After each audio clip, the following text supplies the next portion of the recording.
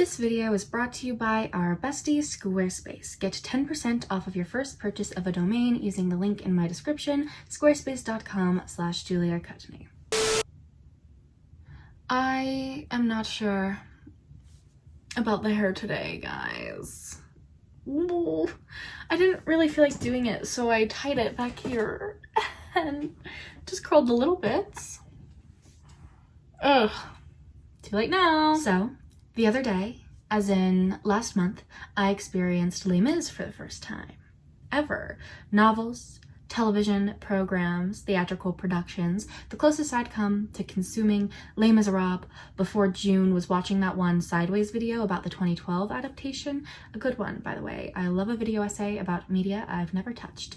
I've touched it now, though, and by that I mean I watched that movie after seeing the play with my mom, my aunt, and my cousin. They had extra tickets, otherwise I wouldn't be the cultured patron of the arts I am now. My mom and I actually did attend the theater again like 4 days later to see Daddy Long Legs, one of my favorite musicals. It's cute, you see.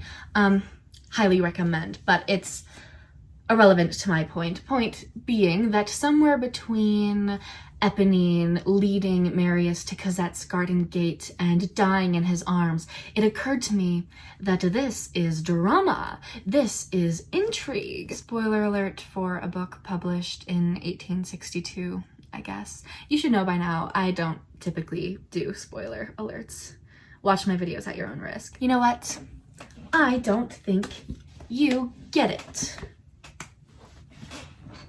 I thought this would be cool. I feel silly. We're committing to the bit. Eponine is in love with her best friend. You can hear it squeaking. Marius. This is not cute.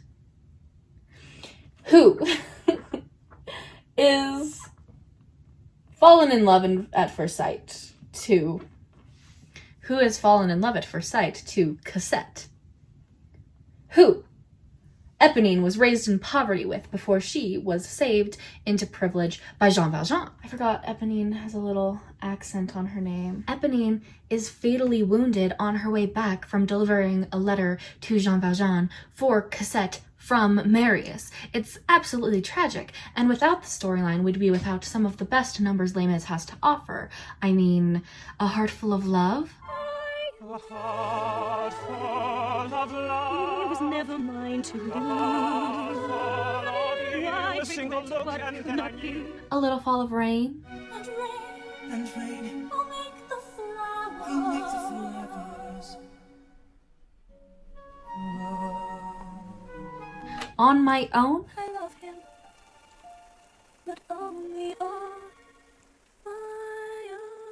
Like, somebody contact the press. It's important they know that contrary to popular belief, a love triangle can be a beautiful thing. Because you know how people hate love triangles? I can provide evidence, I suppose, blog entries, the problem with love triangles and why 95% of them suck, etc. Some of these sorts of articles are admittedly outdated. This was a much hotter topic a while back, but it's my belief that because of the large-scale lampooning of love triangles that happened back when they were over prevalent, they've been left with a meandering bad reputation. To this day, I see love triangles slandered mainly on BookTube and BookTok. Please tell me I'm not the only one who finds love triangles an incredibly annoying trope. Yo, I got hecka bands. That's the last thing. Yeah, you heard you was gonna diss me. What happened? Y'all so fake, you made of plastic. Oh.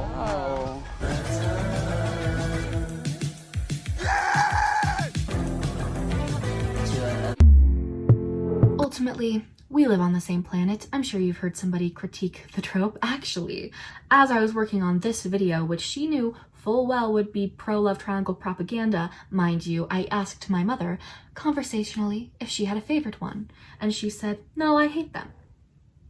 Then we argued about Peta and Gale for a while. She's the one that's Team Gale, to be clear. Don't worry, I'm planning on staging an intervention, but speaking of the Hunger Games, let's talk about it, because I'm sure as I opened a video in defense of love triangles talking about Cosette, Marius and Eponine, some of you were thinking, Julia, that is not what anybody is talking about when they mock love triangles. In fact, that's not a love triangle at all. That's a love staircase. I'll show you what I mean if you just let me unclasp this marker. So, Eponine fancies Marius. I've started the staircase too close to the triangle. Goodbye, Cassette. Hello, Cassette, because E fancies M, fancies C. We have to erase this whole thing now. Oh, I got part of the C. Are you guys even seeing this? This was a bad idea. It's kind of fun, though. Love staircase. What do you mock is Peeta fancies Katniss, fancies Gale, fancies Katniss, fancies Peeta. That is too small for you to see. There it is. Marketable love triangles. Team Jacob and Team Edward. I bought this shirt for this video. I did not previously own it, though. I suppose that doesn't count for much because behind you right now is a Twilight poster. Anyway, you might have even heard a rumor that Gale was originally meant to be a cousin to Katniss until Suzanne Collins was made to add a love triangle to the Hunger Games in pursuit of Twilight level success. There doesn't seem to be any merit behind that rumor. The closest verifiable thing is the time her editor said that she was once asked to put more emphasis on the pre-existing love triangle. Argue amongst yourselves whether that was character advice, advertising advice, or even thematic advice. I, for one, would entertain the possibility that intentional or otherwise the love triangle is beneficial to the Hunger Games because readers were distracted by it similarly to how the capital citizens are distracted by the star-crossed lovers arc amidst tragedy. Regardless, this is the sort of love triangle y'all hate. If you ask someone to explain why they hate the trope, you'll often receive critiques that are specific to when a YA protagonist chooses between love interests. It's unrealistic, it's toxic, fair enough, but the definition of a love triangle is not that narrow, in my opinion. And those critiques certainly aren't applicable to the love staircase as we've defined it. It's not toxic to harbor unreciprocated love or fail to reciprocate love, and it's certainly not unrealistic. This has happened to me. Me and you, Eponine.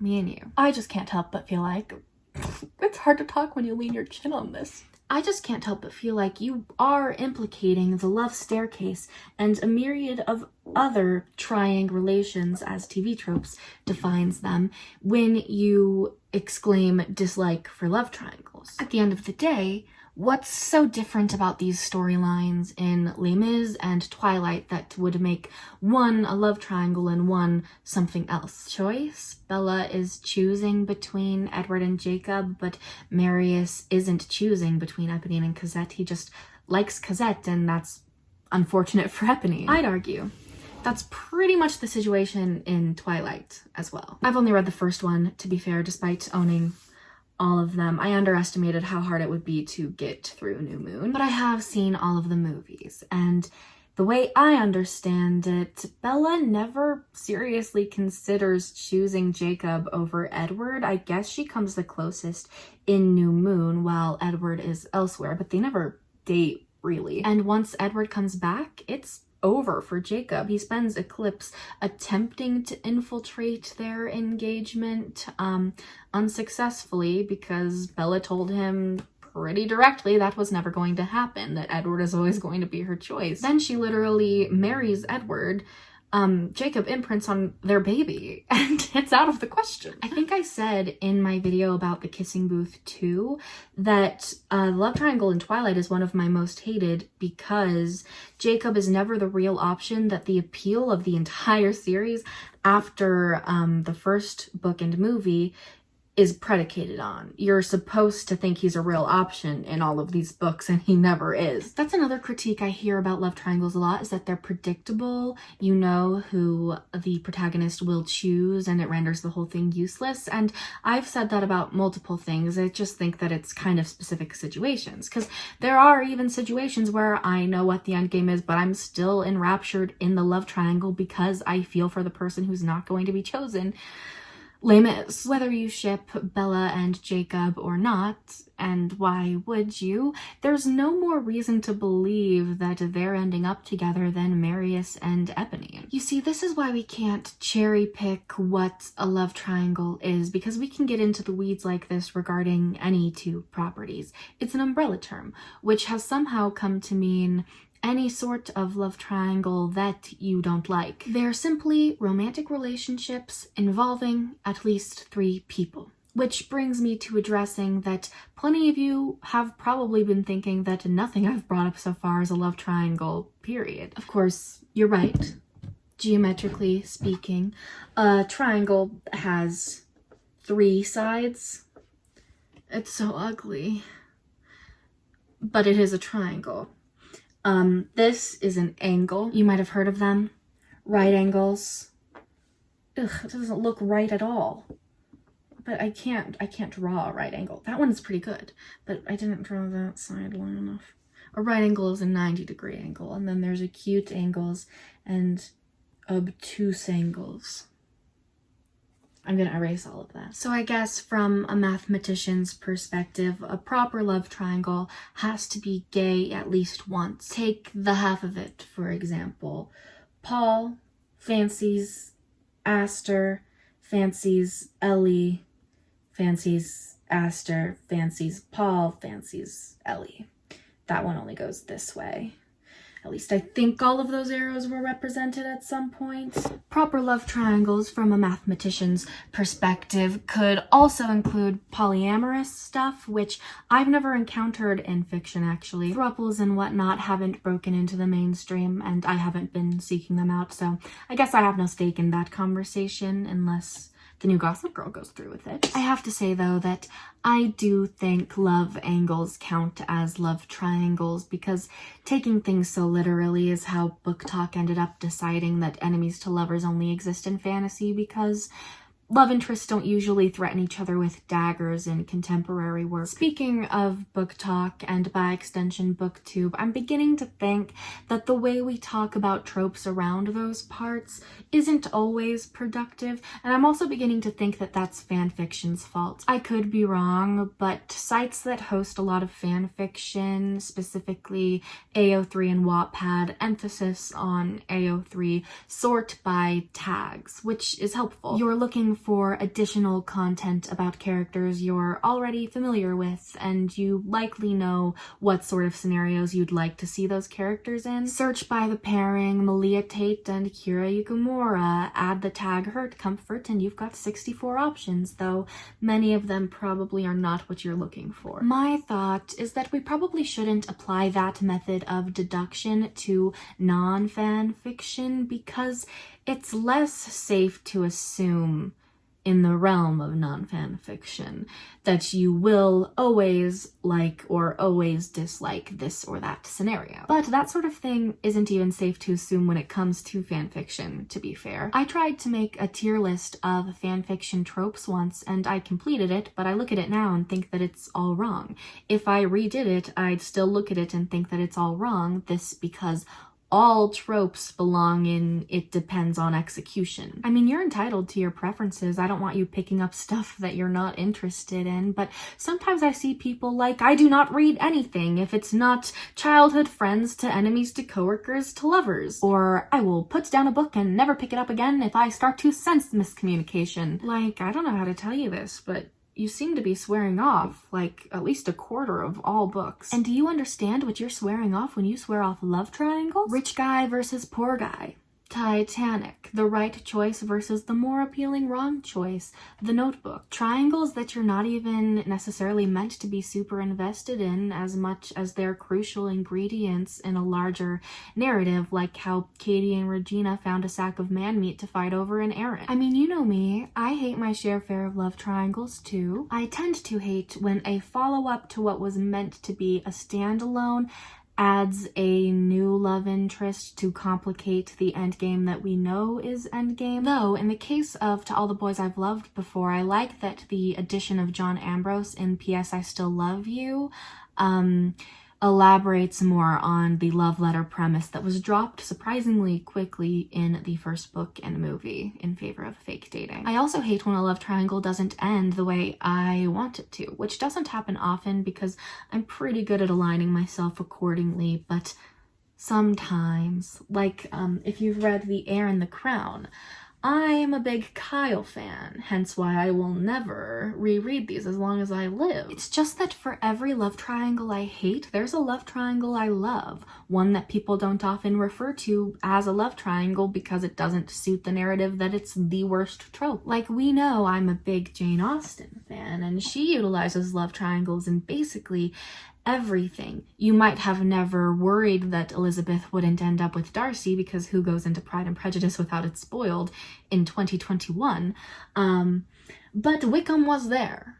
He certainly was, and he certainly mattered. My favorite of her books, though, for love triangles is Emma, which you might know better as Clueless. Emma prides herself on being a matchmaker, but after she attempts setting up her new bestie Harriet with Mr. Elton, it's revealed that everything they thought he was doing to pursue her affections was actually in pursuit of Emma's own. Then, rather unfortunately, Harriet moves on to crushing on Mr. Knightley, who Emma has recently realized she is totally in love with. It's hilarious and thematically resonant. They both have another love interest, by the way. But let's talk about love triangles that exist outside of books and their adaptations, because I think that's where you most often hear tropes talked about. Let's talk about Taylor Swift, because I have to. If you're not very familiar with her album Folklore, I'll let you in on its big-known secret that 3 of its songs share continuity, each from the perspective of a different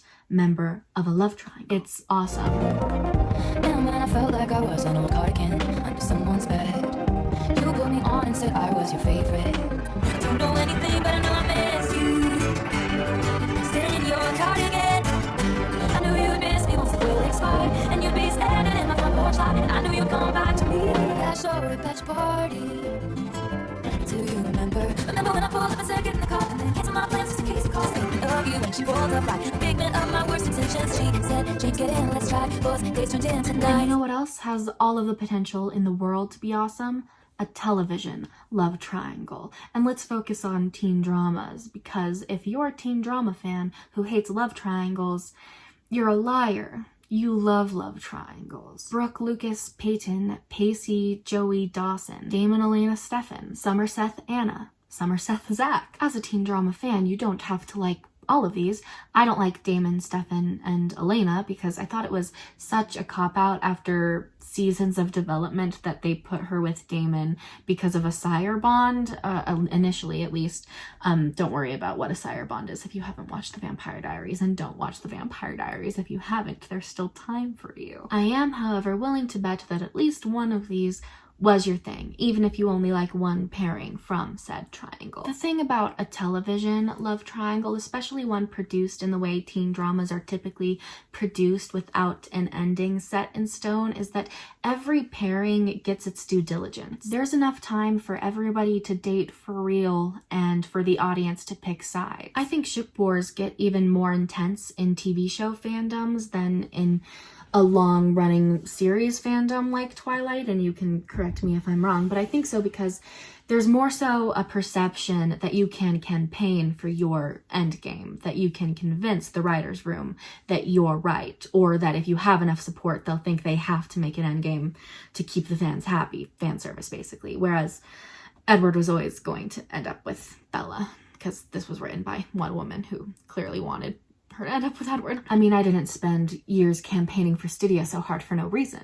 And it worked. And I could go on, name every love triangle I've ever loved, hated, or otherwise. But the moral of the story is that I don't think tropes exist for us to shun. And I think love triangles specifically are inherent to romantic storytelling. Even in small ways I haven't mentioned, like a character resenting their partner's ex, or a character dealing with their friend dating their ex. Love triangles will never stop being portrayed because they're a lot more realistic than given credit for, and if not, just compelling. I mean, they date back to mythology. Every culture's mythology. You know how cliches are overused tropes?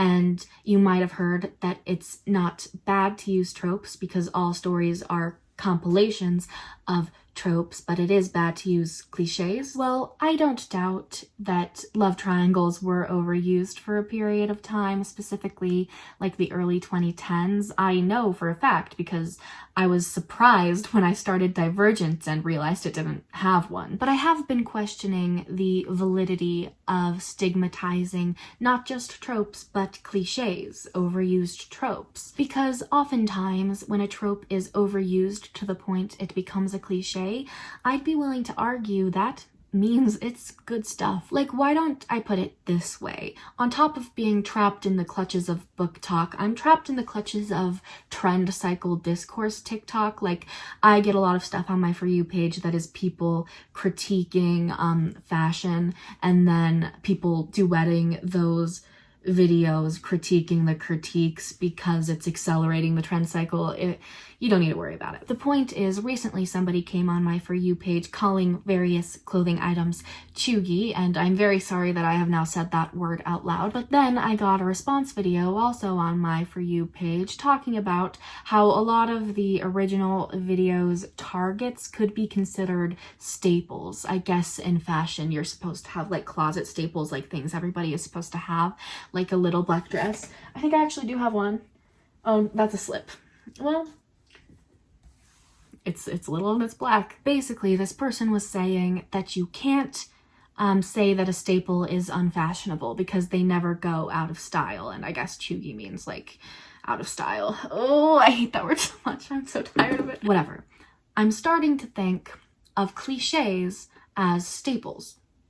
Why haven't we progressed towards that line of thinking, huh? Take The Chosen One, for example. Can it be done poorly? Yes. Can it be done well? Yes. But regardless, it's such a staple in fantasy, and probably also like sci-fi and something else, maybe, I don't really know, that the simple act of not including a chosen one in your fantasy, sci-fi, whatever story, can be seen as a subversion in and of itself. Like, when I say staple, I don't mean there are certain tropes that need to be present in every book. I mean that there are certain tropes that should be present in a genre at any given period of time.